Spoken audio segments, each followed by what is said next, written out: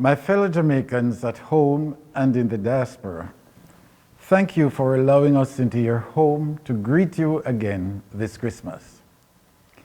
We have come through a turbulent year that started with great hope and promises. We anticipated that 2020 would be a year of transformation in our homes, personal lives, communities, and our nation.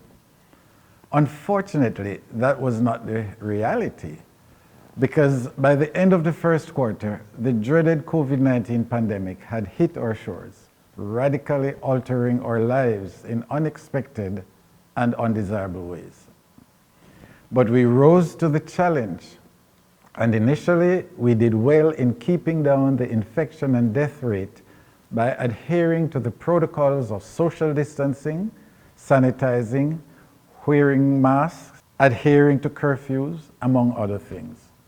We learned to conduct our daily lives differently and sometimes more efficiently with the increased use of technology for doing business, educational activities, religious entertainment, ceremonial and other functions and services. Most importantly, we did not surrender to the pandemic, even though we don't have the vaccine available yet in Jamaica. We resorted to our inner strength, our fortitude and core beliefs, confident as our Jamaican poet Claude McKay wrote, "If we're going to die, let it be like men pressed to the wall, dying but fighting back." We are known globally as a people who do so much with so little, because we are resilient. We have faced hardships and difficulties in the past and have triumphed. Let us do it again, united as a family, aspiring and achieving together.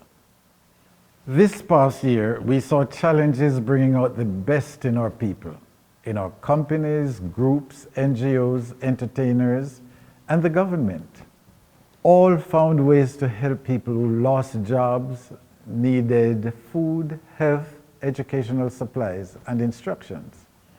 I am so proud of those persons who were and still are exercising a duty of care to our people. Sadly, in the struggle, we lost some of our loved ones, including many of our artists. My sincere condolence to those who lost family members, friends, or acquaintances due to the virus, road accidents, murders, or natural causes, including flooding.